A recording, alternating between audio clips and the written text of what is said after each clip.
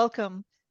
Thank you for agreeing to talk with me today. So this is related to the Transval EU study on guidance and validation processes for adult learners who are seeking credits and some validation of their transversal skills and competences, which we'll talk about in a bit. So I have with me two researchers, Manuel Souto-Otero and Ernesto Villaba. And I would like to ask you to introduce yourselves and tell a little bit about your research backgrounds in this area. And I will start with you, Manuel, please. Hello, and thank you for the opportunity to be here today talking to you about validation of non-formal and informal learning, Janet. So my name is Manuel Souto-Otero, and I am a professor of education at Cardiff University in Wales, in the UK. And I have been involved in the area of validation for almost the best part of 2 decades now, involved in the project on European inventory on validation of non-formal and informal learning for Cedefop and the European Commission, and working with Ernesto, having the pleasure to work with Ernesto on that project. But also it's part of my academic research. So it's around how skills are recognized, how they are identified, how they are communicated, and what consequences does that have for individuals within the education system, and also when they are in the labor market. So I have undertaken a number of projects for international organizations in that area, and I have contributed to some of their capacity building exercises as well, and teaching, for example, for lately for UNESCO, and also for national governments, the latest being in Estonia. Great, and we'll ask you a bit about that in a little bit. And Ernesto, can I ask you to introduce yourself, please? Yeah, hello, Janet. Hello, everyone. Thank you for having me. And as Manuel said, I work for Cedefop, as the European Center for the Development of Vocational Training in Thessaloniki. Greece is a decentralized agency of the European Commission. So we basically support the Commission in developing European policies. We do studies and research on specific areas, especially on vocational education and training. And I am working mainly on validation of non-formal and informal learning. As Manuel said, I have been involved in the European Inventory of Validation that basically collects information about what is happening in Europe in validation. We have developed together with the European Commission the European Guidelines on Validation of Non-Formal and Informal Learning. We just published the 3rd edition in May. And basically, well, I have been working on this area for now a little bit more than 10 years, I would say. And I'm very happy to kind of have a discussion about the topic and see if we can push even further the policies on validation.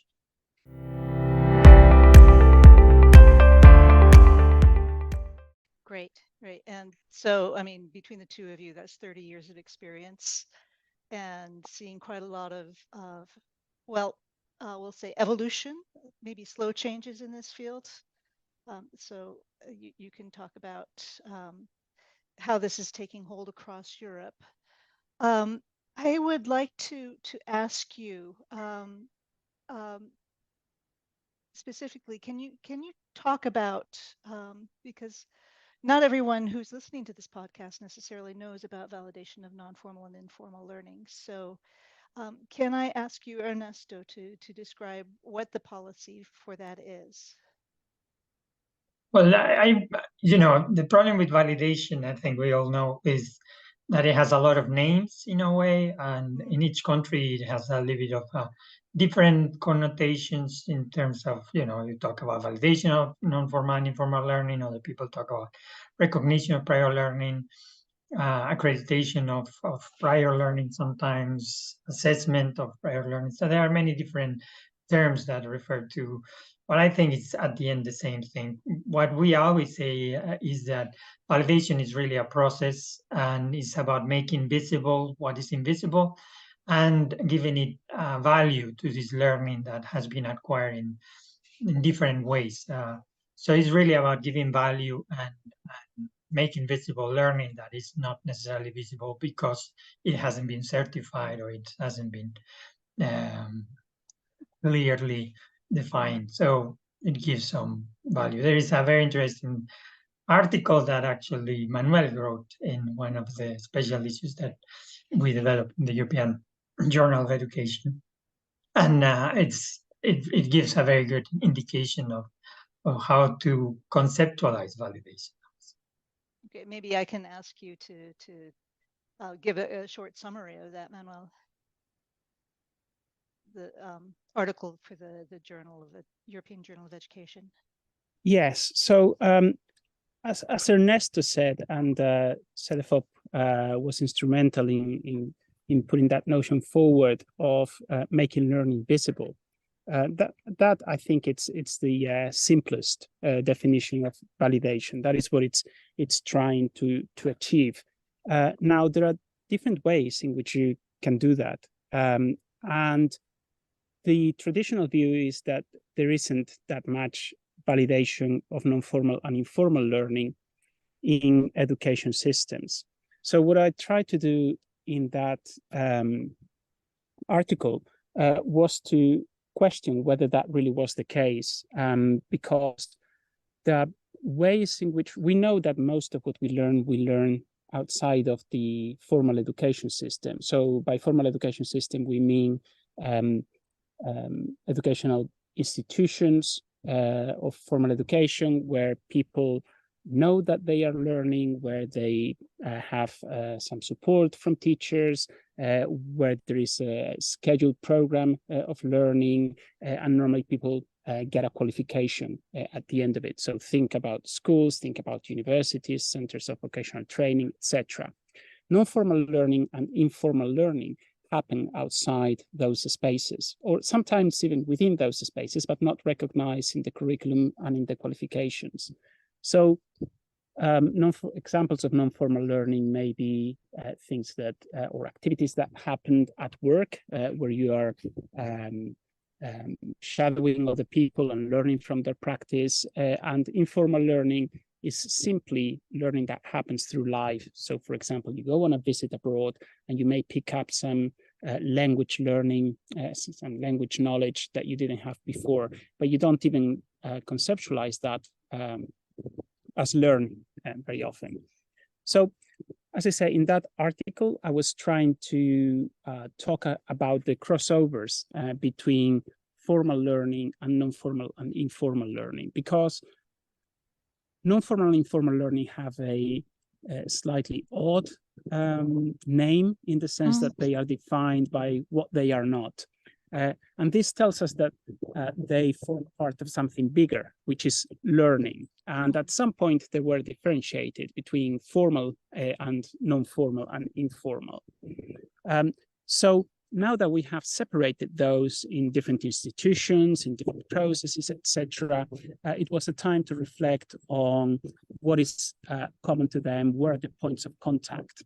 And in the article, I look, for example, at the extent to which people may develop their skills outside of formal education. And those will be validated by the formal education system if those knowledge and the skills are part of the curriculum. So, for example, my children go to school in England, and I expect them to get a high mark in Spanish. Because I'm Spanish and I talk to them in Spanish at home, and therefore they should get a really good mark. But if they get a very good grade there, it may be partly to do with what the formal education system does, but I have also put a lot of work and input into their knowledge of the language at home, many hours of practice. So in that way, the formal education system will make that learning visible through their qualifications in the form of a high grade in Spanish. But as I say, much of it would have been developed outside of the formal education system. So in the article, I talk about explicit forms of validation. These are initiatives in which people know that they are participating in an initiative that is aiming to make that learning visible. And there are many examples of those initiatives in Europe, targeted at different groups, covering different ranges of qualifications, sometimes very comprehensive ranges of qualifications, like it is the case in France, for example. But also I discuss those more covert ways in which validation operates within the education system. That was the attempt there.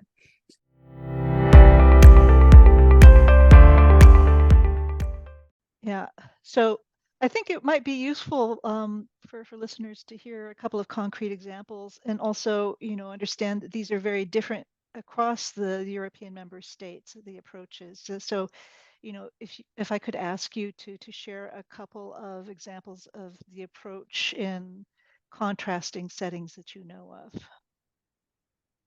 Well, I will invite people to look at the inventory, and the new edition will be coming up at the end of the year. I think that two very clear examples that Manuel was pointing out was France, for example, and Portugal in a way.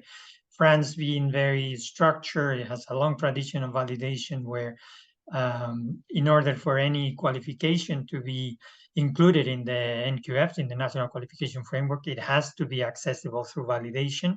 So it's almost from the beginning, if you want, from the design of the qualification, it has to be there. And then you have some other approaches that are a little bit more ad hoc, if you want. In Spain, until very recently, it was only possible to get validation through what they call calls. So the regional government will, or the national government will establish a call for specific competences and skills, and kind of in order to certify certain part of the population. This has changed now with the new law, but it is still kind of there to some extent. There are other countries that might have some specific centers for validation, like is in the case in Portugal, as you were saying, as Manuel was saying, it has been very popular, very successful in a way, the original qualification centers, and now called something else. And in Romania, they used to have also some of these centers. So there are some different approaches to kind of validation in a way. And even within each country, there might be different ways that validation happens. In many cases, it's just the educational system accepting, let's say, or certifying the skills acquired outside their formal system. So that might give an idea, but Yeah, I don't know, yeah. Manuel, if you want to give some more concrete examples. Yes, no, I think that covers some of the main models very well, Ernesto. And yeah, there is a lot more detail on the inventory that people can look at. But there are different approaches, also targeting different needs within the countries. And on the other hand, there is a fair amount of exchange of experiences. I think what we can also say is that many countries have progressed in having the conditions in place that facilitate validation of non-formal and informal learning. So, for example, not that many years ago, many European countries didn't have a national qualifications framework, and that is not the case now. So they have national qualifications frameworks, and they adopt a learning outcomes approach to the design of qualifications. And again, that helps in the validation of non-formal and informal learning, because it puts the emphasis on competencies and what people can do, and not only on what people know and the kind of subject knowledge and the amount of time that they had been taking that subject at a formal education institution, etc. So that has been a great success, if you like, in setting the conditions that enable validation.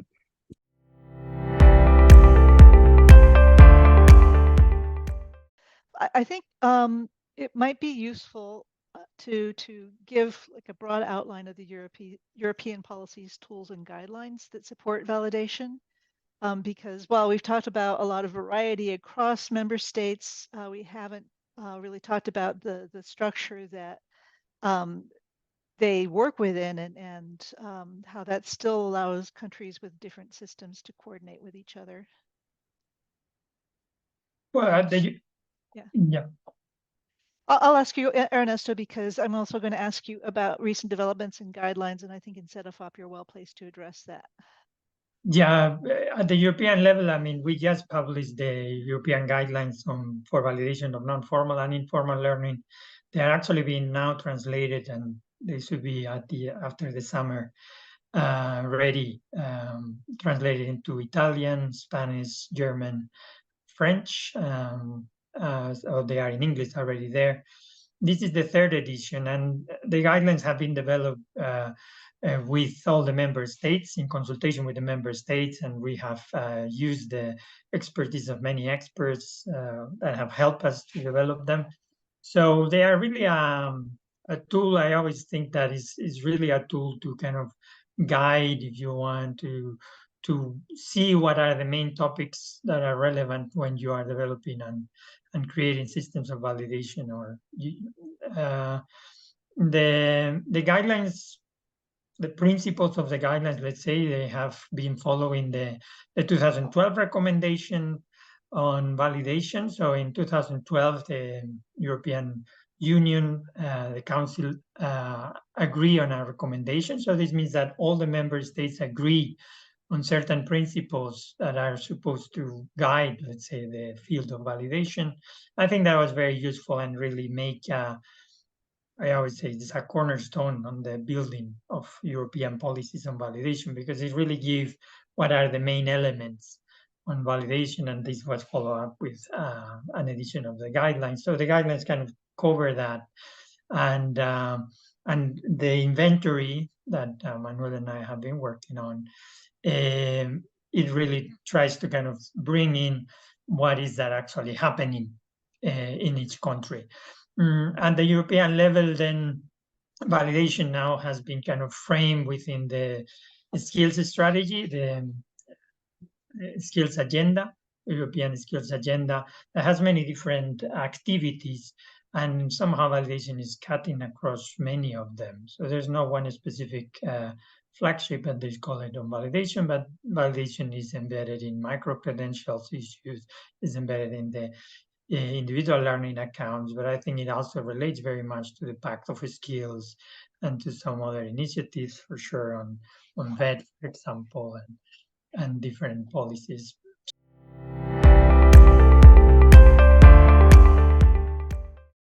Maybe we could move into part two then, and start talking.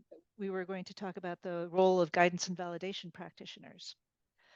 So we've been talking about all these great things about validation, but it all depends on having a practitioner who really knows how to bring out that information, how to work with clients, how to ask the right questions, what might count as a specific competence that's relevant for an employer, for example, or to an area of study.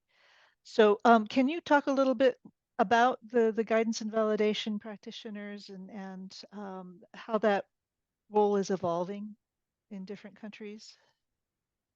And I guess I'll ask you, Manuel, because we've had Ernesto on the spot for a little bit. Yeah, so it's not an easy task to be a guidance practitioner. And first of all, you have different languages, if you like, in the education system and in the labor market, but also within the labor market, even within the same company, right? So there's now some talk about the move towards skills-based organizations, and I'll talk a little bit about that before going back to the practitioners, just to give an illustration of these difficulties. And one of the main tasks that companies face when moving towards being a skills-based organization is to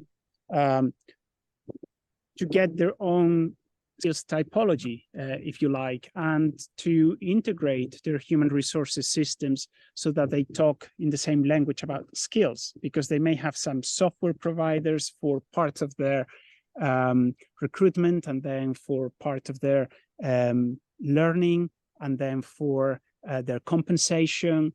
And those may not match perfectly the way in which they talk about skills, the kind of skills that they cover, etc. So they need to do a job in making that more uniform and getting one vocabulary and one typology about skills within the company. So it's not easy for someone who's sitting outside that to take the labor market and to think, okay, what are the skills that are important and where can you develop those, and so on and so forth. And then you need to have the knowledge about validation and what it is and what types of validation initiatives may be appropriate to your clients, etc. And in the inventory, we've actually seen that this is one of the pressure points for validation initiatives, providing that support to those professionals working on validation in terms of guidance, in terms of assessment, etc. What sort of professional qualifications should they have? What sort of professional development should they be required to do and entitled to do? Etc. Yeah, those are important aspects that these initiatives are working through.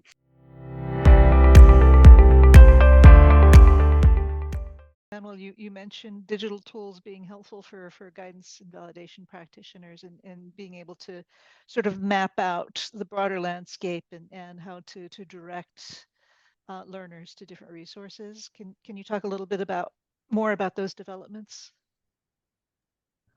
Yeah, so I mean, there are different providers now that some of them target education institutions themselves that map out the offer in local areas. So the idea is that they may sell that information to education providers in case they want to specialize or offer something that is not offered in the local area already. But by the same token, it can be employed, that data can be employed to see what provision is available in the local area or further afield in the country, or in online provision. So we now have also a lot of aggregators of information around micro-credentials, etc., that we have just been discussing, and those can provide very helpful tools for guidance practitioners compared to a previous situation where they may have found it a lot more difficult to find updated information on what it is that different educational providers and training providers are giving at a given point in time and at a set level of competence.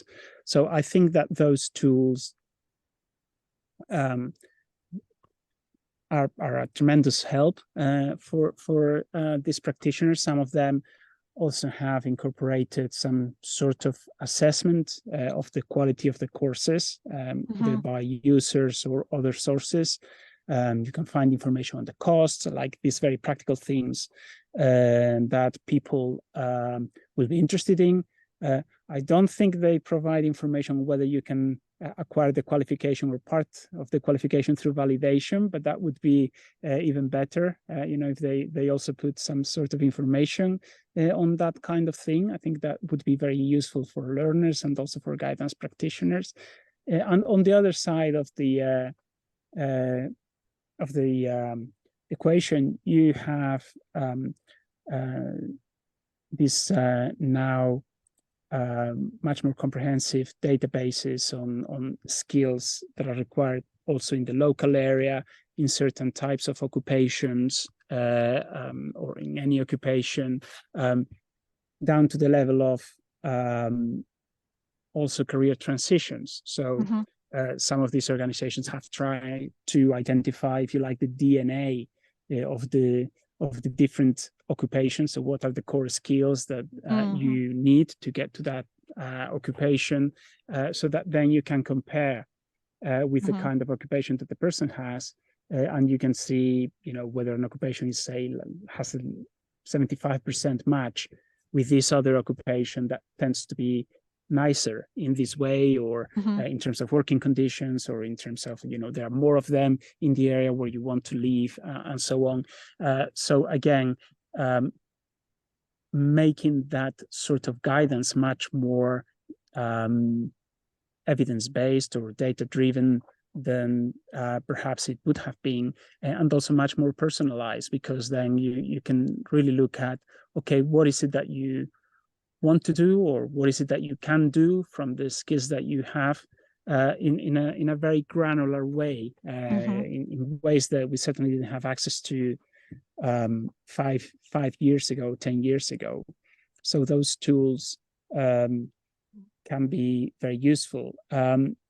Those tools could also be used by individuals if they have access to them, but I don't think that this necessarily leaves the role of the guidance practitioner redundant. It doesn't make it redundant, just like the availability of those materials online doesn't make the role of the teacher redundant. There are many other ways in terms of motivation, trust, quality assurance of the sources, broader view from experience and from dealing with lots of clients, and all of that, that are very much part of the role, and that are required by the people who make use of guidance. So that's still there and will remain.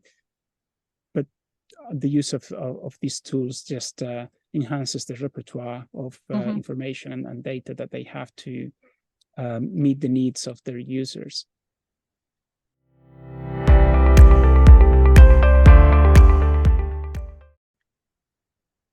And so what about tools to capture transversal skills? I mean, this is interesting because you've talked about, communication, for example, which we can say is a transversal skill, but the communication competences for journalism versus working on a team of engineers is going to be very different. So are there tools that can be applied for very different situations? I think in the last few years, we have seen a big jump in terms of use of ICT for this kind of things. So there's a lot of new evaluation tools. So there's a lot of for validation, where they kind of identify skills. If you want that first phase of validation, that is kind of computer assisted, if you want.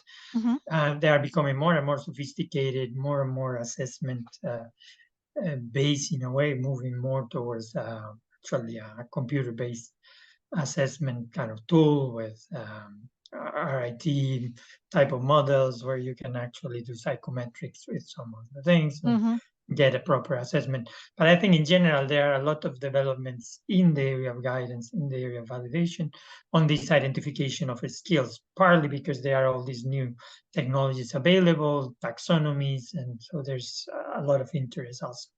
So I think that is there somehow. But as Manuel was saying, I think that the practitioner will still be relevant and important. And the kind of assessment that is usually being done is of that kind of identification in a way. It's a first step towards something else where you're going to have a deeper assessment.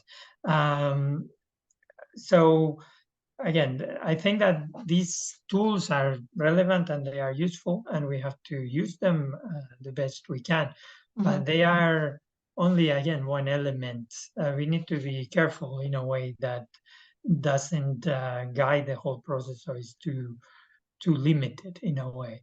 And I think that with transversal skills, there has been an effort, and I think Transval has been part of that effort also, in creating a language of the transversal skills that we can all relate to in a way. It will be very important that we have common languages, especially if we want these different. So what about ESCO and Cedefop's efforts to define transversal competences through the And I think ESCO is a good example of how complicated this is and how complex it is and how difficult it is to maintain something like this. Because I think that ESCO has been, I think, very useful in creating that place for discussion on what is needed and what is not. But at the end of the day, my feeling is that it becomes just one taxonomy. And what you need is the different stakeholders that are going to use those taxonomies that agree on what that actually means. And I think that ESCO has some of that in the governance of it. But I think that this is something that we need to kind of develop more. Like we have to agree. I don't know, Manuel, what you think. I always think that in education, to some extent, PISA, Janet, you have also been working with PISA for a long time, but I do think that what PISA has been very good at is creating a common language and making sure that, well, literacy is measured with what PISA said, and that is literacy, and that's the definition that we all agree literacy is. Of course, it's based on, I don't know, 75 years of research on literacy, and you know, big. Can have an objective measure of it. There you go. But it has been agreed that that's the measure. Other people will contest and say, like, well, what PISA measure is not really competence, is something else. And there has been some critical views of it. But my point is, there has been some consensus built up. There has been agreement that this is the way we are going to measure it. And we are going to work with this in developing the educational systems or whatever. So I think there has to be that kind of discussion at the level of skills. It's much more difficult because, of course, much more complex, much broader, and there are a lot of different type of skills. And when you talk about transversal skills, well, then it almost becomes infinite, no? And again, I think Transval and you know, that Cedefop was also involved in ESCO when they tried to kind of put together a set of common, let's say, common understanding of those transversal skills. I think that is a very necessary discussion. But I am, and this will be interesting to see what you think, Janet, also from the Transval project, but I am not sure that we are there yet in agreeing on what are the transversal skills and how are we going to define them. Yeah, in fact, I can say from the field trials across different countries, what's come out is the need for a lot of flexibility in designing training for practitioners and giving them a broad choice of tools to work with. So, you know, it creates challenges in terms of evaluating impact and so on and so forth. But I mean, in the end, it's providing a framework and avoiding being overly directive. And this means this, and allowing people to adapt to their systems. So there's something of a common language and also a recognition across the countries that they are not exactly the same, and learning from each other through that.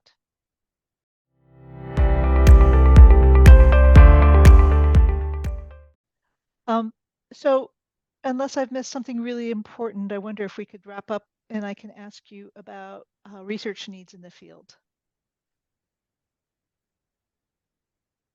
So I'll start with you, Ernesto.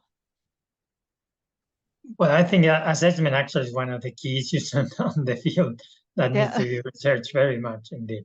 And I think that will be one of the main aspects. How do we adapt that assessment to these new realities that we were discussing in a way? That's really one of the main elements. The other thing that I think is crucial in terms of research is this idea of the coordination between the different services, the connection between the different types of contexts and settings. I think that will be the two main areas that I would say are fundamental on research. But I don't know. That's there are many other things that I'm okay. But those were the big overarching. Exactly. But I would say those two. Yeah. Being systematic and transparent are themes that came through quite a lot. Yeah. Yeah. Manuel, what would your research list include? Yeah, I mean, I agree with Ernesto on those two, and you know, within them you can find a range of elements. So, for example, we talked about migrants and refugees before, and this idea about culturally sensitive assessment, for example, would be one of those elements within the assessment area. that I think would be important for those groups. In relation, in addition to what Ernesto has mentioned, I think that perhaps we could also continue to reflect on incentives for validation from the part of educational institutions and youth organizations and so on, and also individuals, because in spite of the benefits that we mentioned before can be derived from validation, the take-up is in some places somewhat slower and lower than what you would expect, given the importance of the topic. So, what are the system of incentives that would help